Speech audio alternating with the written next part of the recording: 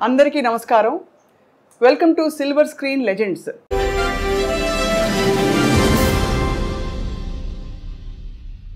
ఇవాళ మాట్లాడబోయే లెజెండ్ ప్రతి భాషలో దాదాపు చాలా రకాల పాత్రల్లో విలన్గా, క్యారెక్టర్ ఆర్టిస్ట్గా, ఇంకా హాస్య నటుడిగా అందరినీ అలరించిన మహానుభావులు.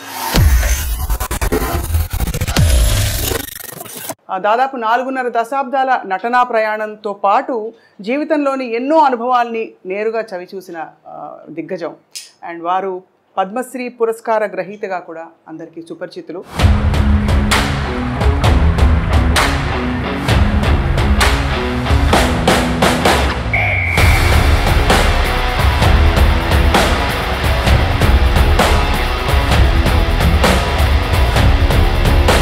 బుల్లితెరపై, అలాగే వెండితెరపై హిందీ, తెలుగు, కన్నడ, తమిళ ఇత్యాది భాషలన్నింటిలో కూడా అలరించి ఇప్పుడు 81 వసంతాలు పూర్తి చేసుకుంటున్న ఈ సమయంలో వారిని పలకరించడం మనందరికీ అదృష్టం.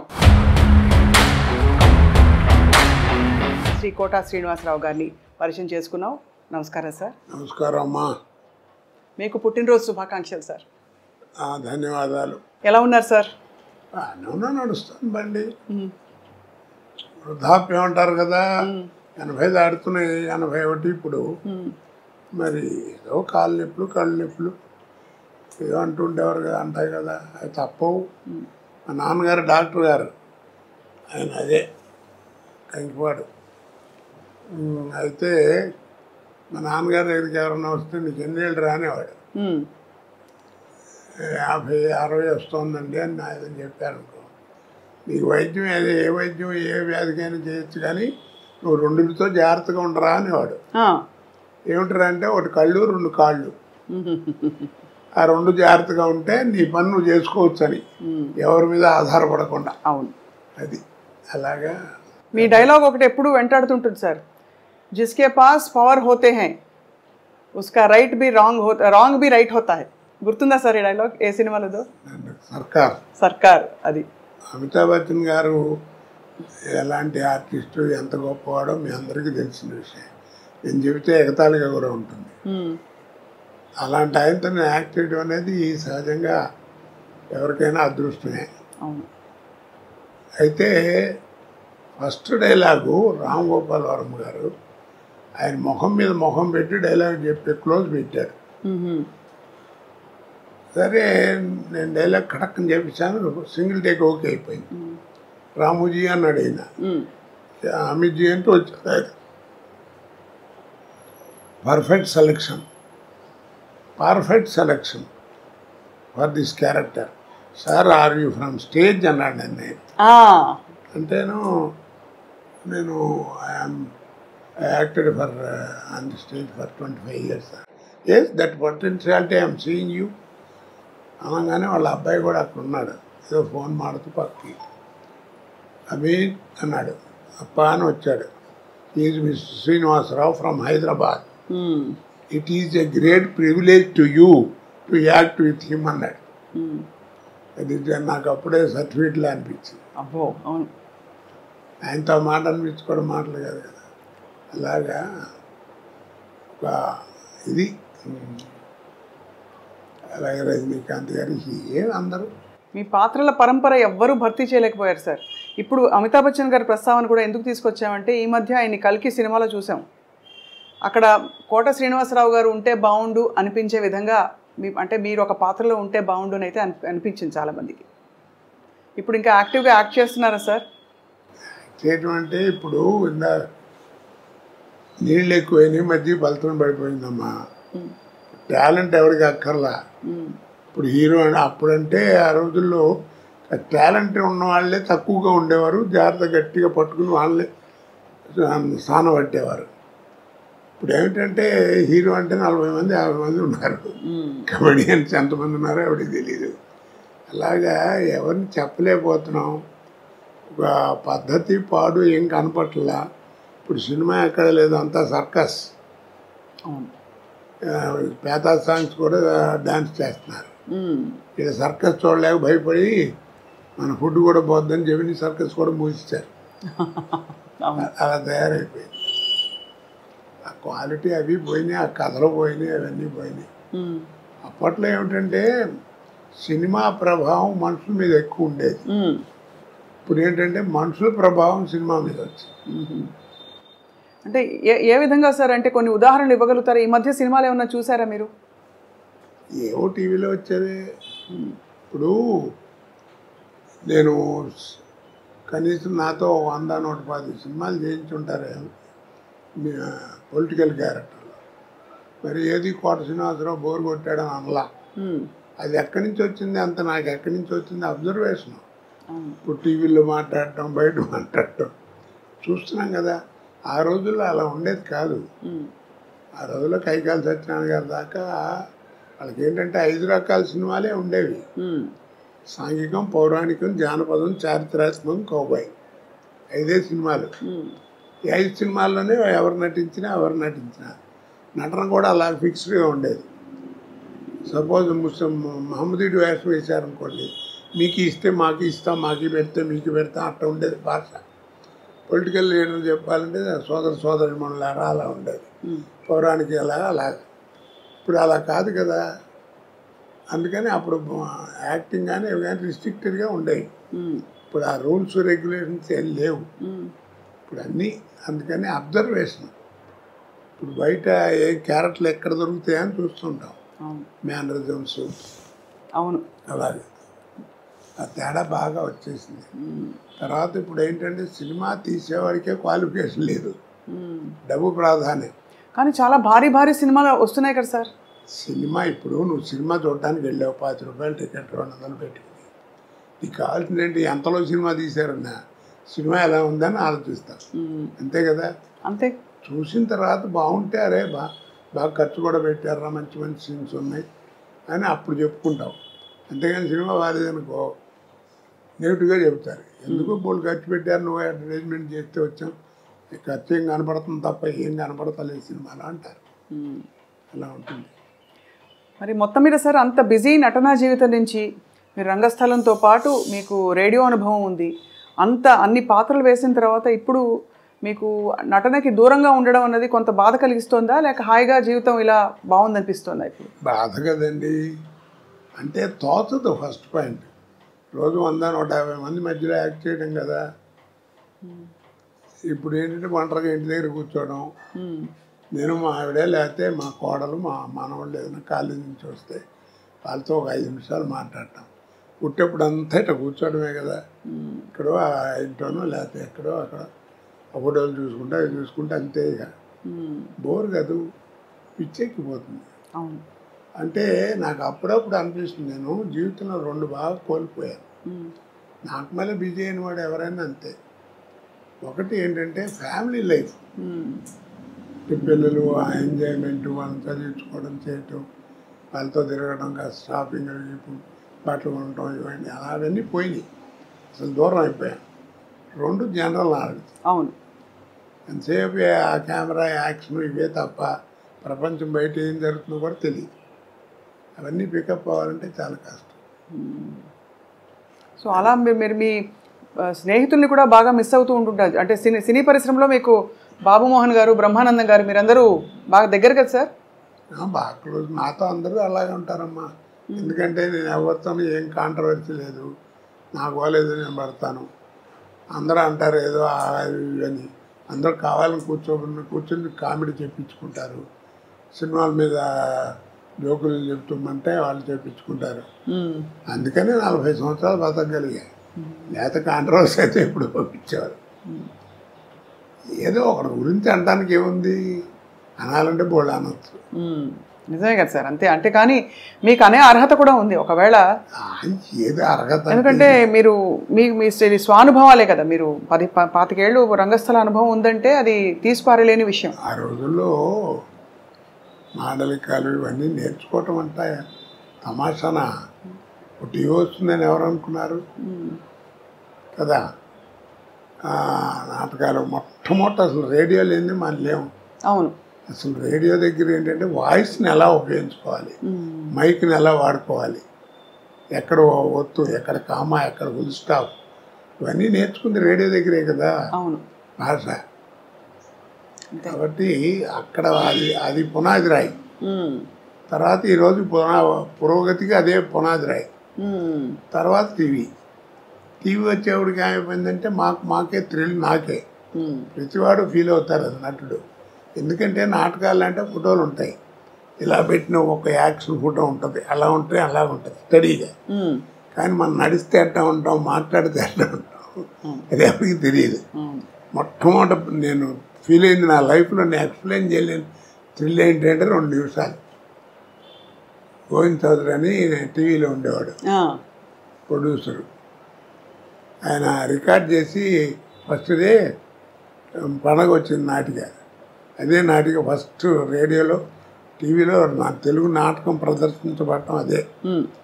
ఆ రికార్డ్ చేసి రే ఒకసారి చూసుకోండి వస్తుంది ఇప్పుడు అని చూపిస్తున్నాను చూపించాడు. పెద్ద యాంగ్షస్ ఏంటంటే నా బొమ్మ ఎప్పుడు వస్తే ఎప్పుడు వస్తాను అంటే మనం నడిస్తే ఎట్లా ఉంటాం, మాట్లాడితే ఎట్లా ఉంటాం, ఎలా చూస్తే అసలు తెలియదు కదా.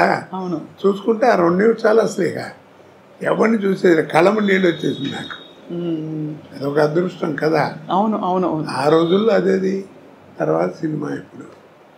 సో అలా మీరు మరి సినిమా నటన మీకు అలా అమర్నట్టుగా అన్ని క్యారెక్టర్స్ అద్భుతంగా వచ్చి పడ్డాయి. ఒక్కొక్కటి ఒక రకం, ఒక అన్ని రసాలు, అంటే మధ్య మధ్యలో నవరసాల్లో లేని రసాలు కూడా పండించారు మీరు. అదే ఇప్పుడు ఒక మాట చెప్పినా నేను. చెప్పండి సార్. ఆర్ట్ అనేది ఒకటి ఇచ్చేది కాదు, ఒకటి పెట్టేది కాదు. వస్తుందా కొంత అబ్బాయిలు నీకు శరీరంలో శారీరకంగా అంటారే, నీకు ఒరిజినల్గా వస్తా ఉండాలి. కోట శ్రీనివాసరావు ఇప్పుడు ఇవన్నీ చూశారు, ఒకసారి దివయ్య అన్ని ఫోటోలు. ఇప్పుడు ఇవన్నీ చూస్తే ఏమవుతుంది, మీకు ఆశ్చర్యం వేస్తుంది ఎలా చేశాడు ఏంటి. అవును చాలా సార్. ఇన్ని పాత్రలు, పద్మశ్రీ దాకా ఇవన్నీ. దీనికి ఒక చక్కగా చెప్తాను. నీకు పెద్ద గుమ్మడికాయ అంత టాలెంట్ ఉంటే కుదరదు, అర్థమైందా? పెద్ద గుమ్మడికాయ అంత టాలెంట్ నా దగ్గర ఉంటే కుదరదు. ఆవగిందంత అదృష్టం కూడా ఉంది. అది అవునవును. ఆ 2 కలిసి వచ్చిన వాడే కోట శ్రీనివాసరావు. అద్భుతం. మరి ఆవగింజంత అదృష్టం ఇప్పుడు ఎందుకు వెంటాడలేదంటారు? ఎందుకు మీరు ఇంకా పాత్రలు వేయట్లేదు? పద్ధతి మారిపోయిందమ్మా. ఇప్పుడు ఏదో మారింది, కాలం మారింది, జనరేషన్ మారింది అంటారు. జనరేషన్ ఏం మారలా. సూర్యుడు తూర్పునే ఉదయిస్తున్నాడు, పడవని ఉత్తరిస్తున్నాడు. పాఠ్యం ఇదియా తదియా వాడుతున్నాం, చేస్తాం, వైశాఖం చేస్తాం, ఆ సడవని వాడుతున్నారు. అమావాస్య కూడా క్యాలెండర్ చూస్తే 2 నిమిషాలు అటు ఇటు వస్తుంది. అన్ని మతాల్లోనూ ఒకటే భావం ఉంటుంది. అన్నీ ఉన్నాయి, అవేం మారలా. మరి ఇంకా కాలం మారిందంటారు ఏంటి? మనం మారాం. ఎన్టీ రామారావు మొట్టమొదటి 50 ఏళ్ళప్పుడు 60 ఏళ్ళప్పుడు శ్రీదేవితో డ్యాన్స్ చేసే రోజున ఎలిఫెంట్ బాటంలోని ఇంత లూజ్ ఉండేది ప్యాంటు. అది వేసుకుంటే రోడ్డు మీద నడుస్తుంది, దుమ్ము నడిచేది. అదే డ్యాన్స్ చేస్తుంటే అబ్బా రామారావు ఏం చేశాడు, దుమ్ము లేకొట్టాడు డ్యాన్స్ అని. పిచ్చిదనం మన చిన్నతనం కదా. ఆ తర్వాత ఏమైంది, టైట్ ప్యాంట్ వచ్చింది. ఇప్పుడు ఎంత వచ్చింది, చించుకోవడం వచ్చింది. చక్కటి వాడు 1000 రూపాయలు పెట్టి ప్యాంటు కొనుక్కోవడం, ఇక్కడ అక్కడ మోకాళ్ళ మీద అక్కడ వాళ్ళే చింపుకుంటున్నారు. అవును చింపుకుంటున్నారు. కాబట్టి మనం మారాం, కాలం ఎక్కడ మారింది. అది జనరేషన్ మార్పు అంటారు అన్నీ ఒకటిదే. ఈ మధ్య వచ్చిన సార్ సినిమాలు ఏమన్నా మీరు థియేటర్లో చూడడం వీలైందా, మీకు వీలు పడిందా? ఏది ఈ మధ్య వస్తున్న సినిమాలని థియేటర్లో చూడడం వీలు పడిందా? సలార్ వచ్చింది, అంతకుముందు పుష్ప, ఏమి అసలు? ఎందుకంటే వెళ్ళినా మన సుఖం ఉండదు. ఏం కోటగారు ఈ మధ్యన రావట్లేదు, ఏంటి మీరు లేరు సినిమాలు, అది ఇదని ఈ ప్రశ్నలు ఎక్కువ అవుతాయి. మన చూడని ఎవరో వాళ్ళు సరిగ్గా చూడరు, అందుకని దూరంగా ఉంటాం. అందుకని దేవుడి దగ్గరికి వెళ్తానికి కూడా నాకు భయం. ఎందుకంటే వాళ్ళ కాన్సన్ట్రేషన్ పాడవుతుంది. అది అవును అవును. కానీ సార్ మీకు నచ్చుతున్నాయా ఈ మధ్య వస్తున్న సినిమాలు? మీరు ఏం వింటున్నారంటే అప్పటికి ఇప్పటికి ధోరణి మారింది, అంటే టెక్నికల్ ఆస్పెక్ట్స్ బాగా ముందుకు వెళ్ళిపోయాయి, దూసుకెళ్ళిపోయాయి అంటున్నారు కదా సార్? అంటే నేను వేరే ఉద్దేశంతో అంటాం కాదు, ఉన్న విషయం చెప్తున్నా. బాహుబలి అన్నారు, అది రిలీజ్ ముందు పార్ట్ 1 పార్ట్ 2 రిలీజ్ ముందు 6 నెలల ముందు నుంచి మనకి బాహుబలి అని ఉంచారు. దానికి తగ్గట్టుగా విజయం పొందింది, ప్రపంచ ఖ్యాతి పొందింది, దర్శకులకి అందరికీ పేరు వచ్చింది, అందరికి బాగుంది. కాదండి అంటలా. ఇప్పుడు ఎవరైనా చెప్పుకుంటున్నారా కదా? మరి అంత గొప్ప సినిమా కదా, మరి ఎవరు చెప్పుకోరే? మరి అదే ఓల్డ్ మాయాబజార్ తీసుకొచ్చామనుకోండి, ఇవాళ 6 ఏళ్ళ కుర్రాడి దగ్గర నుంచి 60 ఏళ్ళ ముసలాడి దాకా అందరూ వెళ్ళి కూర్చుంటారు. ఇప్పుడు దాంట్లో ఆ తివా సీట్ వెళ్ళటం, రామలింగయ్య గారు, వంగర సుబ్బయ్య గారు ఆ తాంబూలం వేసుకోవడం, పట్టం మీద కూర్చోవడం, అది లేవటం, నెమ్మదిగా వెనక్కి జరగకుండా మళ్ళీ ఇటు రావడం, కర్రలు వాటంతా నడిచెళ్తాం, చెప్పులు నడిచెళ్తాం. ఆ షాట్ తీయమనండి ఇప్పుడు తినరా తీస్తారు, కానీ కోట్లు ఖర్చు పెడతారు. అప్పుడు ఇంతే ఉండే టెక్నిక్, కానీ చూపించారు. అవును కదా. అవును సార్. కాబట్టి నేను అందరికీ అదే చెప్తున్నాను, ఆ సినిమాలు చూస్తే అంటే ఓల్డ్ ఈజ్ గోల్డ్ అంటారు. మీకు ఓల్డ్ ఈజ్ గోల్డ్ అనే తెలుసురా, మీరు తెలుసుకుని గుర్తుపెట్టుకోవాల్సింది ఒకటి ఉందన్న. ఏమిటన్నాడు? Gold never become old. అద్భుతం. అవును, గోల్డ్ నెవర్ బికమ్ ఓల్డ్. అందుకే పాత బంగారం అంటారు. అది ఆ తేడాలు కనిపెట్టాలి, అది తెలుసుకునేటువంటి జ్ఞానం ఉండాలి, చెప్పేవాడు వీడి జ్ఞానం ఉండాలి. లేవు కదా అది. అవును. అప్పుడు డైరెక్టర్ చెప్పినట్టు చేసేవాళ్ళం. ఇప్పుడు డైరెక్టర్ ఏముంది, డ్యాన్సులు గిన్సులు అన్ని హీరోనే డామినేషన్. మరి క్వాలిటీ అది. తర్వాత నిర్మాతలు కూడా నా ప్రొడక్షన్ బయటికి వెళ్తుందంటే బలానా కంపెనీ నుంచి సినిమా అంటే రామానాయుడు గారు, జగపతి రాజేంద్ర ప్రసాద్ గారు, వీళ్ళందరూ పెద్ద పిఎపి సుబ్బారావు గారు, కేవీ రెడ్డి గారు, ఈ సంస్థలు ఏమిటి, ఆ సంస్థల్లో సినిమా వస్తుందంటే ఒక స్టాండర్డ్ ఉందని లెక్క, ఒక పద్ధతిగా. నువ్వు కనిపెట్టారు లేదు, ఎవరు చెప్పరు ఈ విషయం. ఎవరు ఇప్పుడు నువ్వు విజయ సంస్థ సినిమాలన్నీ చూసావు కదా, ఏ సినిమాల్లో ఉన్న మనిషి చచ్చిపోవడం కానీ తగలేయడం కానీ చూపించారు నీకు? ఏంటి చెప్పు. మీరు చెప్తుంటే మరింత స్ఫురిస్తోంది. అదే మీరు చెప్తుంటే గుర్తొస్తోంది, అది చేయలేదని. ఎక్కడన్నా ఉందో ఏ సినిమాలో అన్నా లేదు కదా. మరి సక్సెస్ అయినాయి. మంచిపోయాడని ఒక డైలాగ్లో చెప్పడం అంతే, పిచ్చి పిచ్చిగా చూపించడం లేదు. ఇప్పుడు ఏమిటో మంటలు పెట్టడం, దాంట్లో ఫేస్ చూపించడం, దాని మీద డైలాగ్ చెప్పడం, ఏదో క్రోధం, ఇవన్నీ యారగెన్స్ చెప్పాలంటే అవేం లేకుండా ఎడ చేశారు. కాబట్టి ఆ స్టాండర్డే. డిక్షనరీ. కానీ ప్రేక్షకులని కోట్లు పెట్టి పోషిస్తున్నారు ఇలాంటి సినిమా కదా సార్. అంటే ప్రేక్షకుల అభిరుచులు కూడా మారాయి అంటారా? అభిరుచి అంటే అది లేకపోతే ఏం చేస్తారు చెప్పు. అవునా కదా. ఇప్పుడు జబర్దస్త్ అని ఏదో ప్రోగ్రాం వస్తుంది, పిల్లలు ఇప్పుడు టీవీ పెట్టారనుకో అదే వస్తుంది, అది లేకపోతే ఇంకోటి తెలియదు వాళ్ళకి, అదే కామెడీ అనుకుంటున్నారు వాళ్ళు. అది విషయం. అది వాళ్ళ తప్పు కాదు, చూపించే వాళ్ళది కూడా కొంత తప్పు ఉంటుంది. మీకు కొంత అంటే బాగా అనిపించేవా సార్ అలాంటి కామెడీలు? అందుకే వాటిని కామెడీ అన్నారండి, హాస్యం అని ఎవరు అన్నారు కదా. హాస్యం అనేది వేరు. అవును. ఇది కామెడీ. హాస్యానికి కామెడీకి తేడా ఏమిటి అన్నారు. తల్లిపాలకి డబ్బా పాలకి ఉన్న తేడా రా. అబ్బో, ఒక్క పంచులో ఫుల్ చెప్పేశారు సార్. సార్ ఆహనా పెళ్ళంట మీరు కామెడీ హాస్యం గుర్తు చేశారు కాబట్టి అద్భుతమైన మీరు చేసిన అన్ని పాత్రల్లో బాగా గుర్తుండిపోయే కొన్ని పాత్రల్లో ఇది కూడా ఒకటి.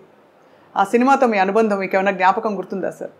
జ్ఞాపకం ఇందాక చెప్పానే, మనకి ప్రాప్తం ఉండాలండి. అది ఎందుకు వచ్చిందో ఎవరికి తెలియదా, జంజాల గారు మా రామానాయుడు గారు అనుకోవడం. ఆ సినిమా గురించి చెప్పాలంటే చాలా గొప్ప విశేషం ఉంది. రోజు ఎయిర్పోర్ట్లో కూర్చుని ఉన్నా మెడ్రాస్ వెళ్ళటానికి, హైదరాబాద్ ఎయిర్పోర్ట్ లేదా ఫ్లైట్ ఏదో ఒక అరగంట లేట్ ఏదంటే కూర్చుని ఉన్నా. రామానాయుడు గారు వచ్చారు.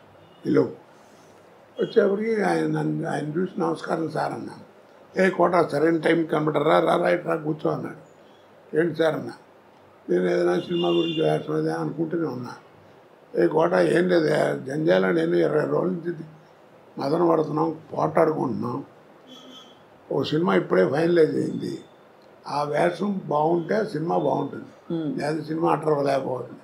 అంత గొప్ప వేషం అది. నేను రావు గోపాలరావుతో వేయించాలని అనుకున్నాను. జంజాల గారు వద్దన్నాడు. ఏమిటనంటే చివరికి నేను కన్విన్స్ అయ్యాను. ఎందుకు వద్దన్నావు, కరెక్ట్గా చెప్పని చెప్పాను, ఇందాక మధ్యాహ్నం చెప్పాడు అన్నాడు. ఏంటన్నాడు, గోపాలరావు నువ్వు ఎంత అగ్లీగా తయారు చేసినా ఆయన మొహం రిచ్గానే కనపడుతుందండి. ఆ కలరు, అది ఆ వ్యవహారం, అది చూడంగా నికృష్లా కనపడే ఫేస్ కావాలి, అది ఆయనతో కాదు, నా మాట వినండి, నేను కోటతో ఇస్తాను అన్నాడు. అయ్యో, ఆ ఫేస్లో ఆ వాల్యూ ఉండాలి, అది నటుడి యొక్క లక్షణం, అది కనపడాలి అని అన్నాడు. కన్విన్స్ అయ్యాను.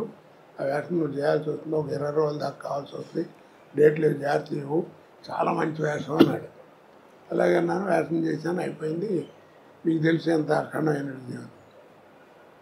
ఓపెనింగ్ ఫ్లోర్ ఇక్కడ రామానాయుడు గారు స్టూడియోలో ఫ్లోర్ ఓపెనింగ్. ఆ ఫ్లోర్ ఓపెనింగ్కి నేదురుమిల్లి జనార్దన్ రెడ్డి గారు అప్పుడు చీఫ్ మినిస్టర్ ఓపెనింగ్ వచ్చాడు. రిబ్బన్ కత్తిరించబోతుంటే నాయుడు గారు ఒక్క నిమిషం ఆగించారని, కోటాకి ఉన్నాడు పిలవండి అన్నాడు. ఏంటి నన్ను పిలుస్తున్నాడు, నేను వెళ్ళి ఉంచున్నాను. వీడి సినిమాలు చూస్తుంటారు, వీడి తంతు ఉంటాడు, ఇంకోడు ఉన్నాడే వాడు, వీళ్ళిద్దరు కామెడీ భలే ఉంటుందని సరదాగా మాట్లాడాడు. సరే ఈ లోపల టైం మొత్తం పోతుంది, ముహూర్తం కట్ చేశారు, అయిపోయింది. నేను అన్నాను, ఏంటి సార్ అక్కడే ఉన్నారు మినిస్టర్ గారు చీఫ్, ఏంటి సార్ నన్ను పిలిచారన్నా అన్నాడు. మర్చిపోయానని చెప్పడం, ఈ ఫ్లోర్ వీడిదేనండి అన్నాడు నాయుడు గారు. అదేమిటి అన్నాడు. ఏం లేదండి, 32 లక్షల్లో సినిమా తీశాను, ఈ సినిమా అహనా పెళ్ళి అంట, మీరు నమ్మరు, ఆ 32 లక్షలు కాకుండా 1,80,00,000 నాకు కలెక్ట్ చేసింది ఆ సినిమా అన్నాడు. అబ్బాబ్బాబ్బా, ఆ రోజుల్లో 1.5 crore అంటే ఇప్పుడు ఎంత ప్రాఫిట్ చూడండి. అవును, ఆడపేరండి ఈ ఫ్లోర్కి అన్నాడు.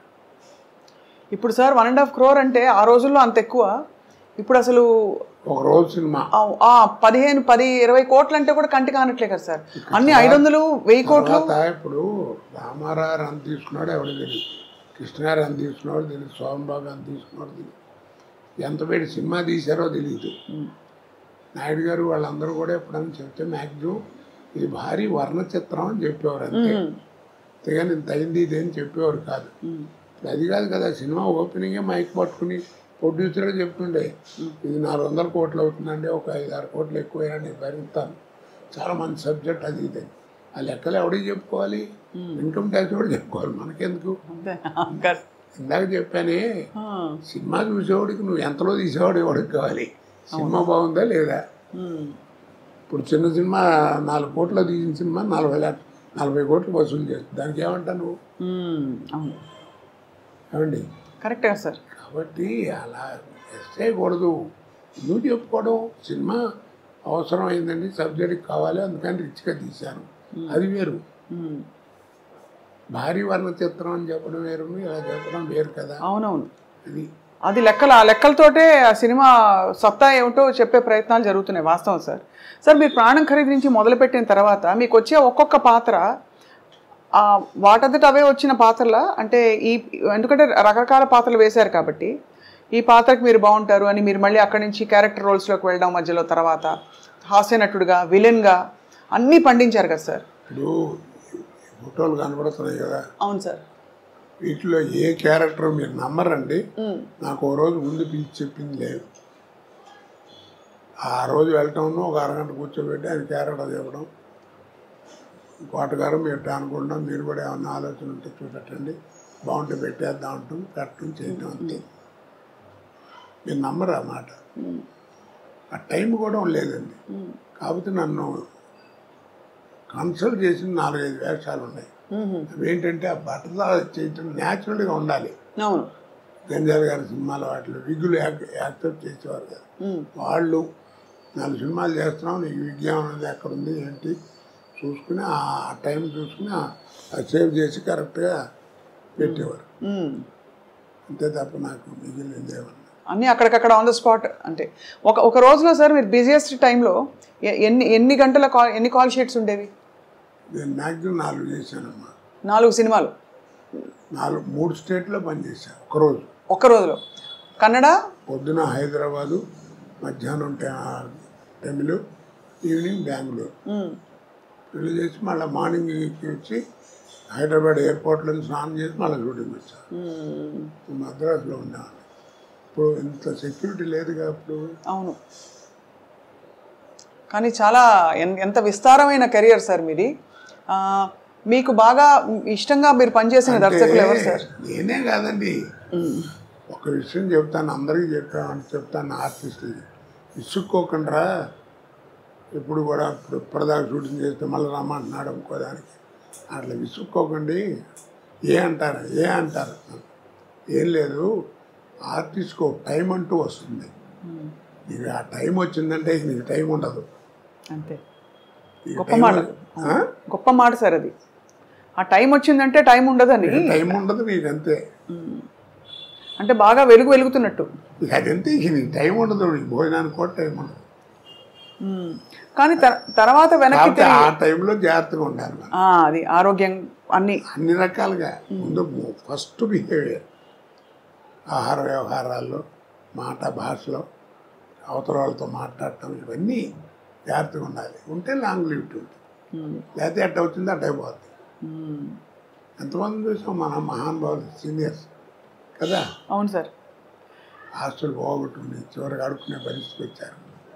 వాళ్ళకి ఏం కర్మ చెప్పండి. అదే బిహేవియర్. కాస్త మనకు మంచి టైం వస్తుంది. టైం వచ్చినప్పుడు టైం ఉండదు. ఆ టైంలోనే మనం జాగ్రత్తగా ఉండాలి.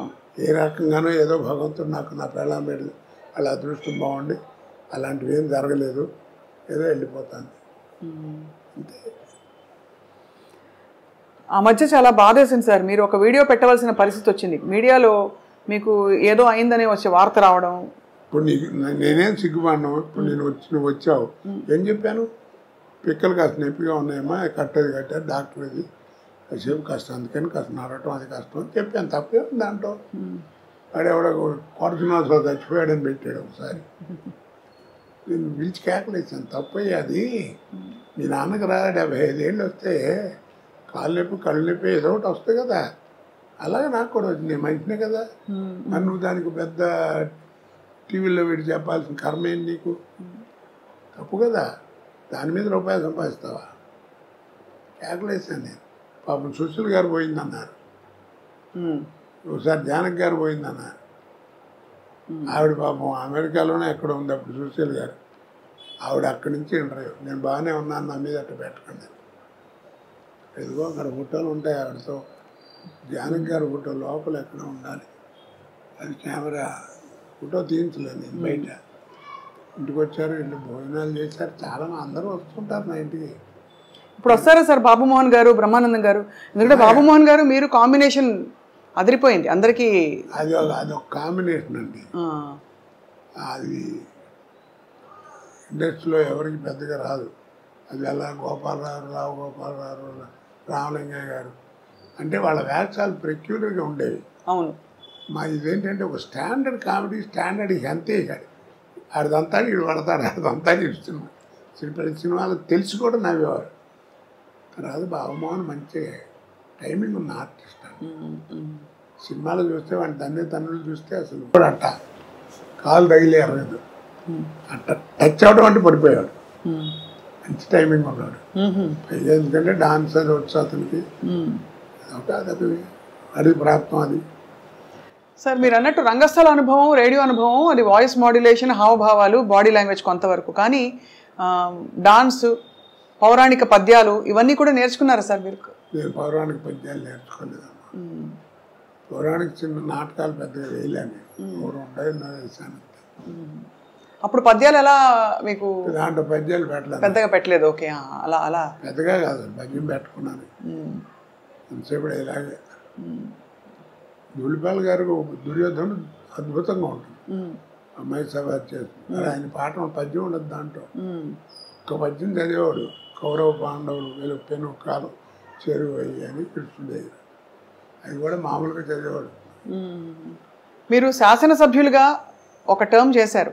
రాజకీయాల నుంచి అప్పుడు తర్వాత మీరు దూరం అయ్యారా, లేక అవసరం లేదు ఇంకా నేనే చాలు అనవసరం ఇట్టాను దాంట్లో? నచ్చలేదా సార్ రాజకీయ జీవితం? బాగాలేదనిపించిందా? నచ్చలేదమ్మా, నాకు సూట్ కాలేదనిపించింది.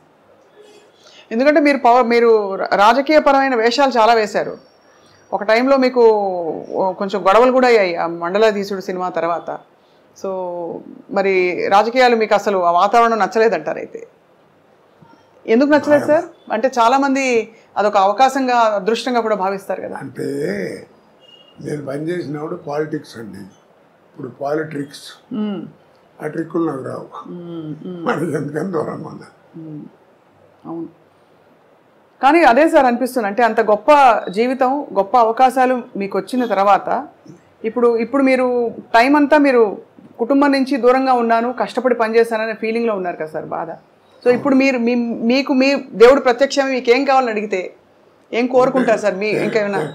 నేను ఎప్పుడు మనసులో ఉండే కోరిక ఒకటేనండి, సార్ నేను చచ్చేదాకా నటించాలి, చచ్చిన తర్వాత నటుడిగా బతకాలి, అది నా కోరిక. అది సార్ అంటే ఇవాళ చాలా అద్భుతమైన మంచి సందర్భం, మీ పుట్టినరోజు సందర్భంగా మాట్లాడుతున్నాం కాబట్టి మీరు ఎప్పుడూ చిరంజీవిగా మీ పాత్రల ద్వారా ఉండిపోతారు సార్ మనసుల్లో అదే ఎప్పటికీ. అలాంటి పాత్ర రావాలని నా ఉద్దేశం. అలాంటి పాత్ర అంటే ఎలా ఉంటుందో, ఎందుకంటే మీరు రాజకీయాలు, కామెడీ, ఏ టైంకి ఏ పాత్ర వస్తే అప్పుడు చెప్పలేం కదండి. అవును, కరెక్ట్. అది దానికి ప్రాప్తం ఉండాలి. ప్రాప్తం ఉండాలంటే చాలా గొప్ప విశేషం ఉంది. ఇప్పుడు రామావతారంలో ఆంజనేయ స్వామి అంత గొప్పవాడు, కలియుగంలో భక్తరామదాసు అంత గొప్పవాడు కదా. అవును. డబ్బులు లేవు, గుడి కట్టించాలనుకున్నాడు, గుడి కట్టించాడు, అప్పుల పాలు అయ్యాడు, జైల్లో పెట్టారు. వాళ్ళు కొడుతుంటే రామా రామా అన్నాడు తప్ప అబ్బా అబ్బా అనలేదు. అంత గొప్ప భక్తుడే రాముల వారు ఏం చేశాడు, తానిసాగి రామోజీ లక్ష్మణజీ వేషం వేసుకొచ్చి కంపెనీ వెళ్ళిపోయాడు, నటించాడు, తుర్ని వెళ్ళిపోయాడు. కింద సెల్లో ఉన్నాడు రామదాసు. ఎరా రామదాసు బాగున్నావా అని ఒక్క మాట అంటే బాగుండేది కదా, ఒక 10 సంవత్సరాలు ఆగి బతికేవాడు. మరి అంత భక్తుడే, మరి వాడికి ఆ ప్రాప్తం లేదు. ఇదంతా విధి నిర్ణయం అంటారు, అయితే భగవంతుడి నిర్ణయం. ప్రాప్తం ఉండాలి. నాలాంటి భక్తుడు మళ్ళీ రాముల వారిని అడిగాడు, ఏమయ్యా మరి కనపడితే బాగుండేది కదండి, పాపం ఒక్కసారి బాగున్నాం అంటే 10 సంవత్సరాలు బతికేవాడు హాయిగా, మీరు అలా వెళ్ళిపోవడం అన్యాయం అంటే, రేపు ఇచ్చాడా వాడికి నేను కనపడి ఏం చేయాలి, దేవుడు ఉన్నాడు అంటున్నాడు. నాకే అనుమానం వస్తుంది నా అవతారం మీద, గాలి నీరు భూమి అన్నీ రాముడే అంటున్నాడు. అసలు నా రూపం ఏంటో నాకు తెలియట్లేదు. నేను వాడికి కనపడి ఏం చేయాలి, వాడు తురుష్కుడు, వాడు దేవుడు లేడు అంటున్నాడు, అందుకని కనపడ్డాను. పైగా నువ్వు కనిపెట్టావు లేదో, నేను రామోజీ లక్ష్మోజీ వేషంలో వెళ్ళాను, నేను రాముల వారు వెళ్తే చూడలేడు, చచ్చిపోతాను. అందుకని మారు వేషంలో వెళ్ళి వాడికి కనపడి వెళ్ళిపోయాడు, అప్పు తీసి వెళ్ళిపోయాడు. మరి వీడి సంగతి ఏం చేస్తారన్నాడు రామదాసు అని. ఇప్పుడు రాముల వారు అన్నాడు, నేను భక్తుడికి కనపడను రా, ఐక్యం చేసుకుంటా అన్నాడు. అందుకే మీరు చిత్తూరునాయ గారి సినిమాల దగ్గర నుంచి మొన్న రేపు వచ్చేటువంటిదో లేకపోతే మొన్న తీసిన అన్నమయ్య దాకా తీసుకుంటే మెయిన్ క్యారెక్టర్ పోవటం ఉండదు, అలా ఒలిగిపోతుంటారు. ఓ దీపం అలా వెళ్ళిపోయి దేవుళ్ళకి వెళ్ళిపోరు. హిందూ భావాలు చాలా ఉన్నాయి, అది అన్ని మతాల్లోనూ ఉంటుంది ఆ భావం, ఎందుకు ఉండదు. మరి ఈ తరం నటులకి మీరు ఎవరైనా టచ్లో ఉంటారా సార్ మీతో? అంటే వీళ్ళు అందరూ వస్తూనే ఉంటారు, పిల్లలు వీళ్ళంతా, కొత్త వాళ్ళంతా. వాళ్ళందరికీ అంటే మీరు ఒక స్కూల్ కదా సార్, మీరు ఒక స్కూల్ ఆఫ్ యాక్టింగ్. మీరు నేను అదే చెప్తాను, నేను సినిమా యాక్టింగ్ నేను 25 సంవత్సరాలు నాటకాలు అయితే వచ్చిందిరా నాకు. మీకు 6 నెలలు 7 నెలలు ఎవరు నేర్పుతాడు? ఏదో అక్కడ చేరండి క్లాస్, ఇక్కడ చేరండి 2 లక్షలు ఖర్చు పెట్టాను. అవన్నీ కబుర్లు ప్రాక్టికల్గా తెలియాలి, అనుభవం ఉండాలి, నీకు నువ్వుగా ఉండాలి. ఎందుకంటే నీకు కురుక్షేత్రం అని నాటకం ఉంది తెలుసా నీకు? దాంట్లో కృష్ణుడు 4 వేసేవారు, ఒకటి పర్సనాలిటీకి ఒకటి సంబంధం ఉండదు. ఒకటో కృష్ణుడు రెండో కృష్ణుడు వేసేవారు. వాడి గాత్రం వేరు, వీడి గాత్రం వేరు, ఆర్మరీ పెట్టి వేరు, ఆడ ఆర్మరీ పెట్టి వేరు, కానీ 4కి 1 సూర్ కొట్టేవారు ప్రతిపద్యానికి. ఎందుకని? దాని అర్థం ఏంటి? You must arrest the auditorium with your performance. కానీ ఇప్పుడు అంతా హీరో సెంట్రికే కదా సార్ సినిమా ఇండస్ట్రీయే. ఇప్పుడు సినిమా తీయడమే కథానాయకుడి చుట్టూ అల్లే కథలు ఎక్కువగా. నేను చెప్పాను కదా, కాలం మారిపోయింది. అది సార్ ఇప్పుడు మాయాబజార్ 100 days ఫంక్షన్ బజార్లో దుర్గా కళామందిరంలో చేశారు నా చింతనాలు. ఇలా 3 అంకి తిరిగేస్తే ఎట్లా ఉంటుంది, అట్లా ఉంది స్టేజ్. ఇలా వచ్చి ఇలా వచ్చి ఇలా వచ్చింది. ఏంటంటే ఈ చివరేమో రంగారావు, ఈ చివర ఆర్ నాగేశ్వరరావు కూర్చున్నారు, మధ్యలో ఎన్టీ రామారావు అన్నాడు. ఈ నాగేశ్వరరావుని ఎవరిని చూడలేదు, ఎవరు అందరి టెక్ కూర్చున్నారు పొట్టిగా. అప్పుడు మాట్లాడుతూ సిఎస్ఆర్ ఆంజనేయులు గారు మాట్లాడుతూ, మాయాబజార్ సినిమా అంటే హీరో ఘటోత్కచుడు రంగారావే, ఎవరెన్ని వేషాలు వేసినా వాళ్ళు అయితే ఆ సినిమా లేదు, గొప్పగా చేశాడు, అది ఇది అని చెప్పి చాలా పొగిడుతూ మాట్లాడేది. అయితే ఆర్టిఫిషియల్ టాలెంట్ అంటే తోట నటుడిని మెచ్చుకోవడం.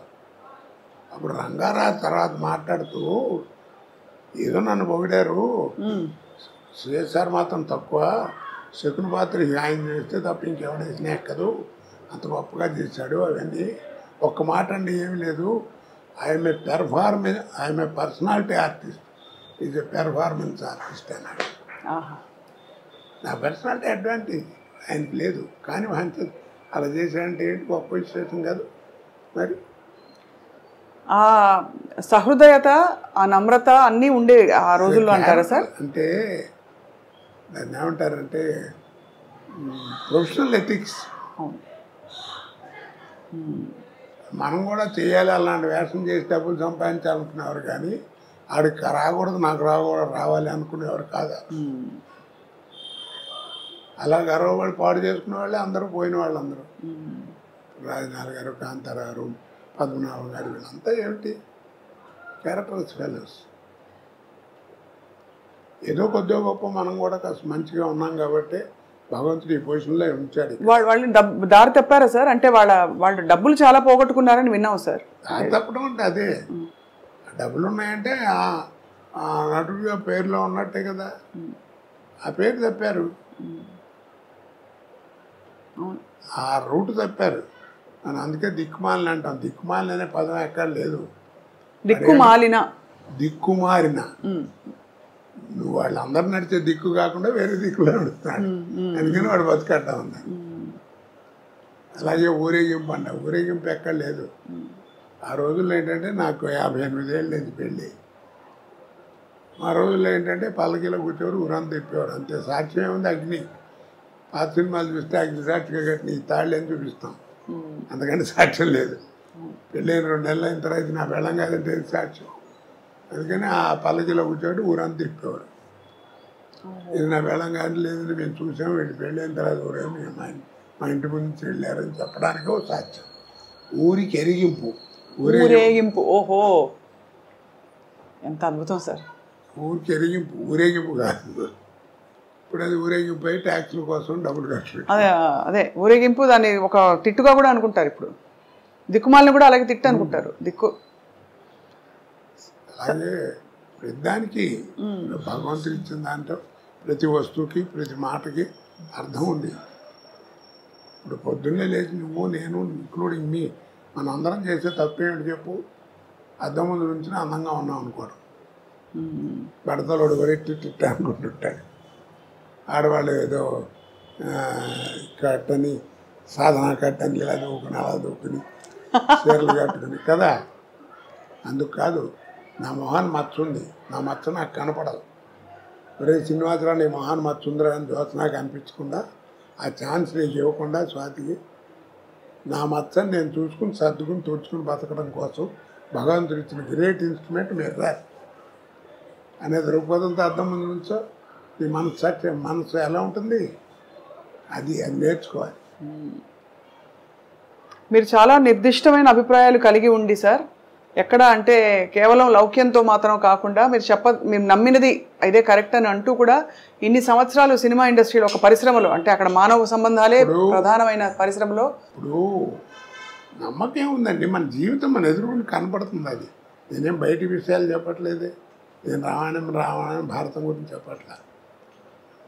ఒక రోజున ఒక అతను మామూలుగా మాట్లాడుతూ నాతో కొలీగ్ లేవు పనిచేసిన వాడు, ఒక రోజు ఏదో మాట్లాడుతూ జీవితం అంటే టెన్షన్గా ఉందన్నాడు. జీవితం అంటూ టెన్షన్ ఎందుకురా, ఫైనాన్స్ ఏమన్నా తెచ్చి అదేం లేదు, టెన్షన్ వస్తుంది తక్క, పిల్లలందరూ ఉద్యోగాలు చేసుకున్నారు, నాకేం లేదు, ఏమిటో నాకు తెలియదురా, జీవితం అంటే టెన్షన్గా ఉంటుంది అన్నాడు. జీవితం అంటే ఇంకా టెన్షన్ ఎందుకురా, ఆ పదంలోనే అర్థం ఉంది కదా అన్నాను. అదేమిటి అన్నాడు, రాయి తెలుస్తుంది అన్న. రాశాడు జీవితం అని, చివరికి ఏముందన్న 0 ఉందన్నాడు. అదేరా జీవితం, పిచ్చి ఉంటాను ప్రతి పదంలోనే అర్థం దాంట్లోనే ఉంటుంది కదా. 0 ఉంటుంది చివరికి, అంతే. పెద్దలు పోతే పుణ్యాత్తులు పోతే పూర్ణం అంటారు, నాలంటే అర్భవుడు పోతే శూన్యం అంటారు, అంతే తేడా. కాబట్టి దేవుడు ఉన్నాడు లేడు అంటారు. నార్ల తాతారావు గారిని పేరు విన్నావా ఎప్పుడన్నా? నార్ల తాతారావు విన్నాను సార్. పద్మభూషణ్ ఇచ్చారు ఆయన, పెద్ద గ్రేట్ ఇంజనీర్. అవును అవును. ఆయన పేరుతో ఇప్పుడు మనకి బెజవాడ వెళ్తుంటే ఇబ్రహీంపట్నం దగ్గర రింగ్ రోడ్ దగ్గర నార్ల తాతారావు థర్మల్ స్టేషన్ అని ఉంటుంది. అంత పెద్ద గౌరవం ఉన్నవాడు. విద్వత్ ఉన్నాయి. రామారావు టైంలో ఎలక్ట్రిసిటీ బోర్డు చైర్మన్ కూడా చేశాడు.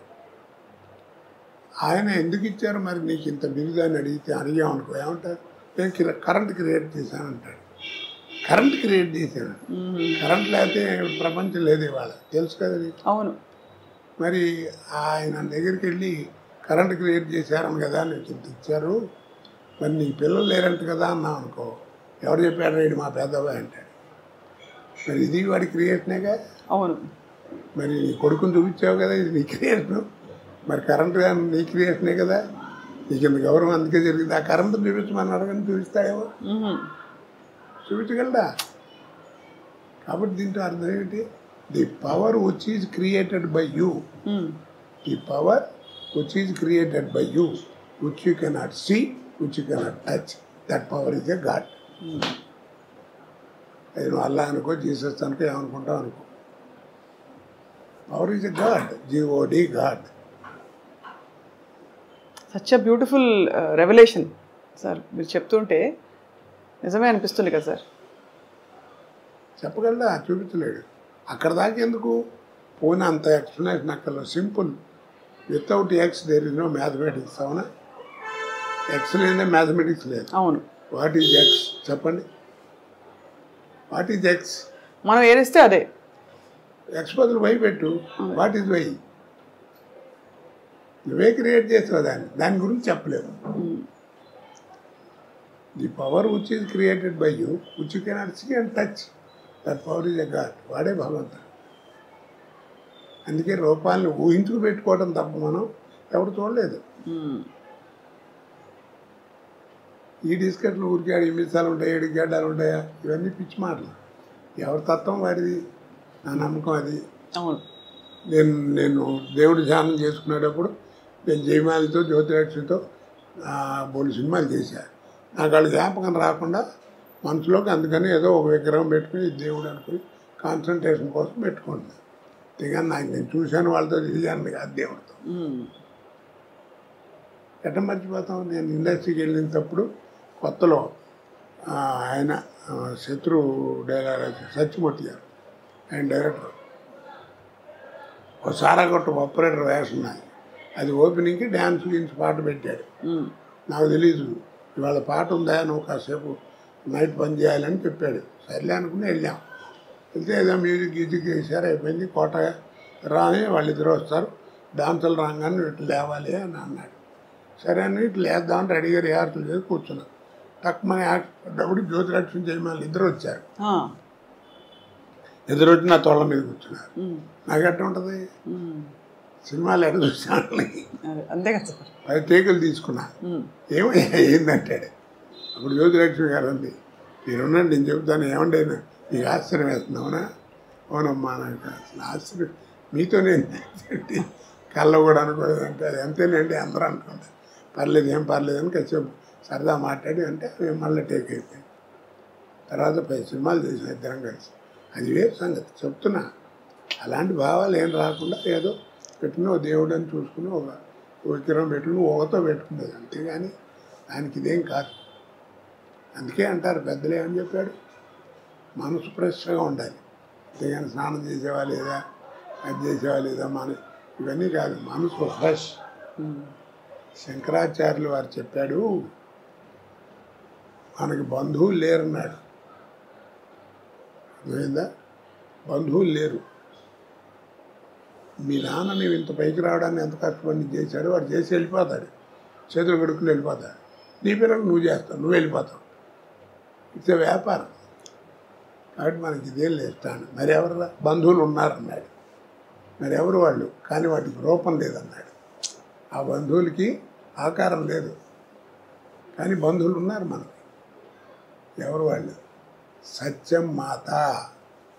సత్యం అనేది నీ తల్లి, పితా జ్ఞానం, నీ జ్ఞానం అనేది తండ్రి. సత్యం మాత, పితా జ్ఞానం. ధర్మో భ్రాత, నీ ధర్మగుణం నీ సోదరుడు, తోడబుట్టినవాడు. దయాసఖ, నీ దయాగుణం నీ స్నేహితుడు. శాంతి పత్ని, నీ శాంతి గుణం అనేది నీ భార్య. క్షమాపుత్ర, క్షమాగుణం అనేది నీ పుత్రుడు. షడైతే బాధ, యారేరా నీ బంధువులు అన్నాడు. సత్యం మాత పితా జ్ఞానం ధర్మం భ్రాత దయాసక శాంతి పత్ని క్షమాపుత్ర, యారురా నీ బంధువులు. అందుకని గుండె మీద చేసి చెప్పు అంటాం మనం పెద్దవాళ్ళు. రాత్రులు పడుకున్నప్పుడు మనిషి బాగుపడాలంటే ఏమి చేయక్కర్లేదు, అలా పడుకుని గుండె మీద చేసుకుని ఇవాళ ఈ ఆరుగురితో ఎలా ఉన్నాను నేను అని ఆలోచించుకో. చాలు, నువ్వే బాగుపడతావు. ఎలా ఉన్నా, మంచిగా ఉన్నాను చెడ్డగా ఉన్నాను ఏమిటో నాకు నీకే తెలుసు. ఇక్కడ నీ క్వశ్చన్ ఆయన చెప్పాడు, సమాధానం కూడా ఆయన చెప్పేశారు. అవును, అది జీవితం. కాచి వడబోస్తారు సార్ జీవితాన్ని మీరు అద్భుతంగా. వ్యక్తిగతంగా అలాగే మీరు అన్ని రకాల అన్ని రసాలు చూశారు. విషాదం చూశారు, సంతోషం చూశారు, విజయం చూశారు. మరి నేను పడ్డ బాధలు ఎవరన్నా పడ్డారు? నీకు తెలుసు కదా అన్ని. అవును సార్. మరి నా కీర్తి ప్రదేశాలు అంత గొప్పగా ఇచ్చాడు, బాధలాడ ఇచ్చాడు. నా అదృష్టం ఏంటంటే ఈ రెండింటిని తట్టుకునే గుండె ఇచ్చాడు. వాటి చేతి తాగిపోతే ఎప్పుడో నాశనం అయిపోయాడు. మంచి జీవితాన్ని ఇచ్చాడు. ఎంత మంచి జీవితం చూడు, ఎవరు ఎట్టక్కల చెయ్యి. ఇంకా ఏదో ఎవరినో వస్తే ఒక రూపాయి సాయం చేసే పరిస్థితి ఉంటారు.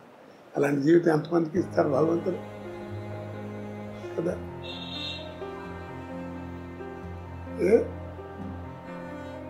అన్నం పెడుతున్నావు నిజంగానే. అంటే మీరు భగవంతుని స్మరించుకొని అంత రెండింటిని అంత బేరేజు అంటే సమపాళ్లలో చూడగలుగుతున్నారని మీకు నమస్కారం చేశాను. ఏం చేస్తావు? కష్టం వచ్చినప్పుడు అలాగే కష్టం వచ్చినప్పుడు ఏం చేయను, నాకు నిద్ర పడదు. రాత్రి పడుకునేవాడు 3 అయింది అట్ట మంచం మీద కూర్చునే ఉన్నాను, దేవుని తలుచుకుంటూనే ఉంటాను. అందరినీ నాకు జ్ఞాపకం వచ్చింది దేవుని తలుచుకుంటాను. అంటే అది మనం ఏం చేయగలం? ఇప్పుడు ఈ జాతకాలు ఇవన్నీ చూసి చెప్తారు కదా, అవన్నీ మనం ఇవి ఉన్నాయంటే దాని క్వశ్చన్లే ఆన్సర్ లేదు. ఉంటే లేకుండా ఎందుకుంటుంది? ఎందుకుండదు?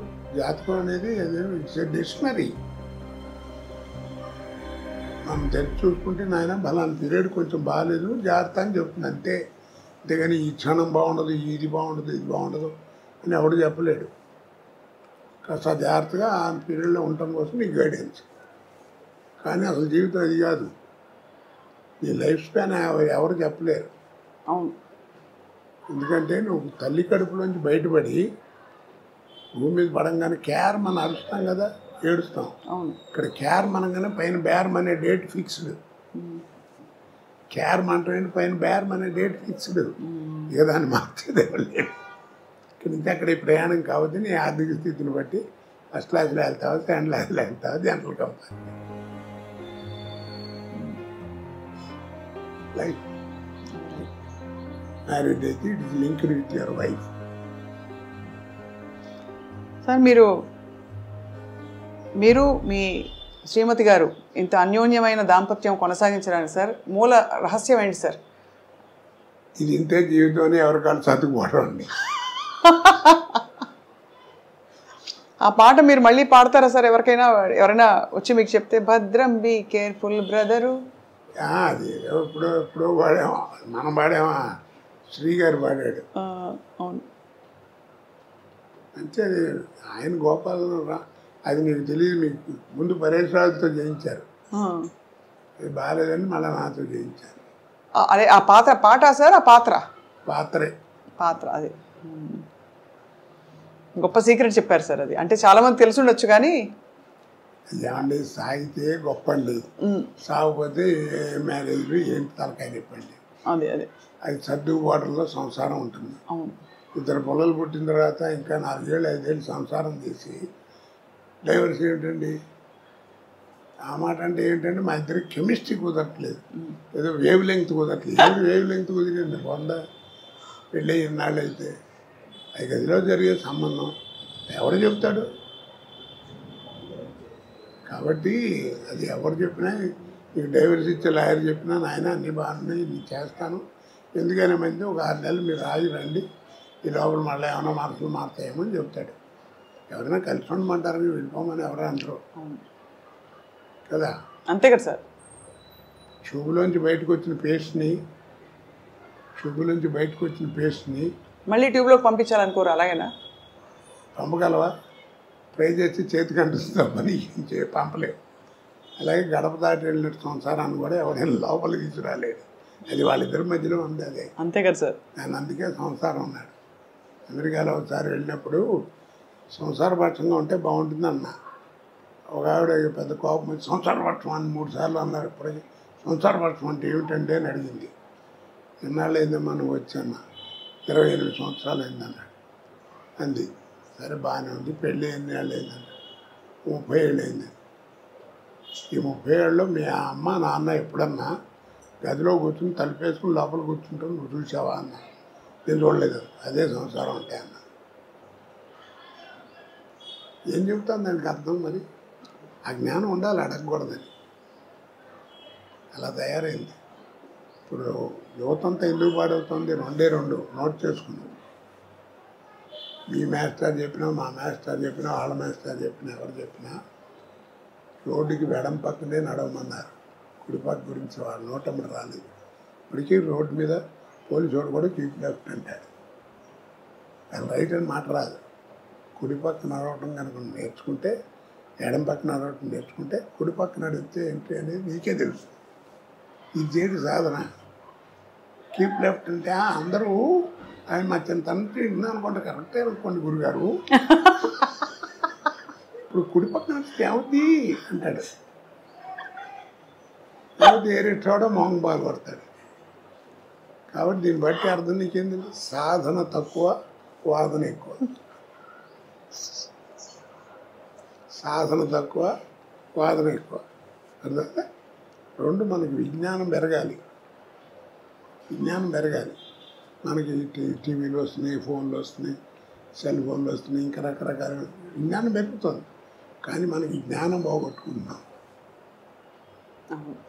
అమ్మ అని పిలవాలనే జ్ఞానం పోయింది. అది తప్పు కదా. మాతృభాష అన్నారు. అరం వాడికి అరం, తెలుగువాడికి తెలుగు, తమిళ వాడికి తెలుగు. వాళ్ళ మాతృభాష ఎవరు కాదు. తల్లితో సమానం అన్నారు. తల్లి పదం ఎంత గొప్పది. మనకి తెలియకుండానే ఎవరిని నేర్పకుండానే మనకేదైనా అనుకోకుండా దెబ్బతలితే అమ్మ అంటాం. ఎందుకంటాం కదా? అమ్మ ఎంత గొప్పది. తండ్రి ఒక ఏజ్ వచ్చిన తర్వాత వాడు నేర్పేది జ్ఞానం. తల్లి అట్ట కాదు. నువ్వు ఒక ఏజ్ వచ్చేంత వరకు నీకు నేర్పేది ఆల్ ఇంగ్స్ నేర్పేది mother. Talking, drinking, walking, sitting అన్నీ నేర్పేది మదరే, తల్లి. బిడ్డ ఎదుగుదలకి మాతృస్థన్యం ఎంత అవసరమో, బిడ్డ ఎదుగుదలకి మాతృస్థన్యం ఎంత అవసరమో, బిడ్డ మానసిక వికాసానికి మాతృభాష అంత అవసరం. ఇవన్నీ తెలుసుకోవాలి. ఎవరు చెప్తాడు వాళ్ళ కుర్రాడు? చెప్పేవాడు లేడు, వినేవాడు అంతకంటే లేడు. అసలు ఎన్ని విషయాలు సార్ మీరు అసలు అలవోకగా మీరు ఎన్ని సందర్భాలు ఇలాంటివి చెప్పారో తెలియదు. కానీ మీకు మీ భాష కానీ మీ ఆలోచన కానీ సార్ నిజంగా ధన్యులం అవుతున్నాం అందరం. అది కూడా మంచి కామెడీతో చెప్తున్నారు, అందరికీ అర్థమయ్యేలాగా. దీన్ని చదవాలంటే రామాయణ భారతాలు చదవక్కర్లా. నీ జీవితాన్ని వాడు ఏం మారట్లేదని చంపేస్తున్నాడు కుర్రాడు అంటే వదిలేవా, వాడి జీవితమే వాడి నేర్పుతున్నాడు అంటారు పెద్దవాడు కదా. అడే నేర్చుకుంటాడు ఏమనుకోతే. అవసరం మనిషిని అంత పని ఏం చేస్తుంది. సార్ చివరిగా ఒక మాట, మీరు బ్యాంకులో పనిచేశారు కాబట్టి ఈ తరం వాళ్ళకి డబ్బులు ఆదా చేయడం ఎలాగా? అనవసరం ఖర్చులు మానేయడం బెటర్. సింపుల్. దాచుకోవాలా డబ్బులు? అంటే చైనా వెళ్ళాను. వెళ్ళినప్పుడు చైనా అంటే మనకంటే జనాభా ఎక్కువ, పూర్ కంట్రీ ఉంది కదా. అక్కడికి వెళ్తే పెద్ద స్వర్గంలా ఉంది. నాకు అనుమానం వచ్చి అక్కడ అడిగితే అక్కడ ఫైనాన్షియల్ కంట్రోల్ అంటే మన ఫైనాన్స్ మినిస్టర్ మేము విన్నది ఇలా అండి, ఇంత మార్పు వచ్చింది, స్వర్గంలా ఉంది, what is the secret behind it అని బోర్డు మీద ఒక సెంటెన్స్ వేశారు. No secret, we live according to our earnings అన్నాడు. డ్రైవర్ ఎలా ఉండాలి, డ్రైవర్ వాడే అలా ఉండాలి. అంతేగాని మా ఓనర్ అబ్బాయి వాళ్ళ అబ్బాయి టీవీ చూస్తున్నాడు నేను కూడా కొనాలంటాడు. అని లోన్లు పెట్టడం, ఇన్స్టాల్మెంట్లో కొంటావు చేసుకుంటే ఎవరు నష్టం, నువ్వే నష్టపోతావు. చాలా గొప్ప మాట సార్, ఇది చాలా అవసరం ఈ తరానికి, అందుకే అంత అంత సూటిగా అడిగాను sir. We live according to our earnings. నా సంపాదన బట్టి నేను బతుకుతాను. టాలీవుడ్లో తెలుగు చిత్ర పరిశ్రమలో ఈ డ్రగ్స్ బాగా ఇప్పుడు వ్యాపించి కేసులు అవుతున్నాయి కదా సార్. ఏం డ్రగ్స్ ఏముంది, నువ్వు చేసుకునేది దాన్ని. అందుకే మాదక ద్రవ్యాలు అన్నారు. ఆ రోజుల్లో కూడా ఉంది, వ్యభిచారం ఉంది. ఉందా సార్? ఆ రోజుల్లో ఏమో మా చింతనంలో ఏదో ఒక గ్రామం, ఒక విలేజ్, దానికి ఒక పద్ధతి, ఒక ఇది ఉండేది. ఇప్పుడు అక్కడ దాకేందుకు మన వాళ్ళు పర్మిట్ అని పెట్టారు మందు తాగడానికి. అది మరీ ఒక్కళ్ళ కూర్చుంటే అయితే బాగుండదని కొన్నాళ్ళు అయ్యేటప్పటికి కాస్త నలుగురు కలిసి సరదాగా ఎంజాయ్ చేస్తే బాగుంటుంది, అనవసరంగా అలాలు ఉండవని క్లబ్బులను పెట్టారు. ఇప్పుడు ఆ క్లబ్బులు పోయి పబ్బులను పెట్టారు. ఇప్పుడు ఆ పబ్బులు పోయి 4 కోట్లు పెట్టి ఇల్లు కట్టాడు అనుకోండి, మా ఇల్లు చాలా బాగుంటుందండి ఆయన అన్నీ చూపించి, ఇది మా ఇంట్లో ఇది పబ్ హౌస్ అంటాడు. అది గొప్ప, అక్కడ బార్ ఉంటాయి, అదే ఇంట్లో బార్ పెట్టాడని గొప్పగా చెప్తాడు మనకి. మా ఆయన రోజు నన్ను కొడుతున్నాడు, ఇది తాగొచ్చి తాగితే ఏమవుతుందని పెళ్ళం అయింది అనుకోండి, ఏమవుతుంది అది బతుకు, అది మర్చిపోతున్నారు. మాకు ఉంది కాబట్టి కట్టించామనుకుంటున్నారు. అదేంటే మాదక ద్రవ్యాలంటే మాదకం చేసుకుంటే తాగితే బ్రెయిన్ పనిచేయదు. అంటే ఒత్తిడి వల్ల అవుతుందో మరి ఈ మధ్య చాలా, అంటే చిత్ర పరిశ్రమలో ఎక్కువ అన్ని చోట్ల ఉన్న సమస్య అది. అదేంటంటే కాస్త 10 మందికి తెలిసిన వాళ్ళం కాబట్టి బలానా వాడు తాగుతున్నాడు, బలానా వాడు డ్రగ్స్ తీసుకున్నాడంటే పాపులారిటీ ఉంటుంది కాబట్టి మన వాడతారు. అన్ని చోట్ల అన్నీ ఉన్నాయి. అవును సార్. ఎన్టీ రామారావు గారిని మీరు ప్రస్తావించారు కదా. రామారావు గారి కాలంలో ఆయన మనవడైన జూనియర్ ఎన్టీఆర్ ఇప్పుడు దేవర సినిమా కూడా రిలీజ్ కాబోతోంది. సో ఆయన నటన కొంత ఏమున్నా నేను అతను గురించి ఒకటేనండి ఎప్పుడు చెప్పేది ఒకటే, ఇప్పుడున్న యంగ్స్టర్స్లో కొద్దిగా గొప్ప విషయం ఉండి సత్తా ఉన్నవాడు ఎవరన్నా, నటుడు ఎవరన్నా ఉన్నా అంటే వాడే జూనియర్ ఎన్టీఆర్. వాడి తర్వాత ఎవడైనా నా ప్రకారం. పొట్టిగా ఉంటాడన్నారు, వాడి పొట్టితోనే వాడిని కాపాడుతాం చంద్రమోహన్ లాగా. ఎందుకంటే వాడు ఎవరికి కాంపిటీషన్ కాదు, వాడికి ఎవరికి కాంపిటీషన్ లేదు. పైగా పద్యం ఏ విషయంలో డైలాగ్ కానీ, డ్యాన్సుల్లో కానీ, మా ఏదైనా యాక్షన్లో కానీ విషయం ఉన్నవాడు వాడు. ఆయన అందుకే ఆయన పిచ్చోడు ఏం కాదు. రామారావు ఒళ్ళో కూర్చొని బొట్టు పెట్టి రామారావు అని పేరు పెట్టింది. ఆయనే పెట్టారు కదా సార్ పేరు? ఆయనే పెట్టాడు. బాగుంది సార్. ఇవాళ ఒక చిత్ర పరిశ్రమలోని కొన్ని విషయాలు, అలాగే మీ జీవితంలోని బోలెడు విషయాలు, ఇంకా మీరు చెప్పిన ఇతర విషయాలు అయితే కొత్త విషయాలు, జీవితం గురించి, బంధాల గురించి చొచ్చుకుపోయాయి సార్ మనసులోకి. మీ అనుమతితో మీ పుట్టినరోజు సందర్భంగా మా అందరం కలిసి మీతో ఒక కేక్ కట్ చేస్తాం సార్. కేకా? అదేంటి నా పుట్టినరోజు మీరు కట్ చేయడం? అంటే మీరు కట్ చేస్తే మేము మీ అందరూ తినవా? తింటాం కూడా సార్. జన్మదినమిదం ఐ ప్రియ సఖే శంతనూతు తే సర్వదా ముదం ప్రార్థయామహే భవశతాయుషీ ఈశ్వర సదా త్వాం చ రక్షతు పుణ్యకర్మణా కీర్తిమార్జయ జీవనం తవ భవతు సార్థకం. Happy birthday to you, happy birthday to you, happy birthday sir.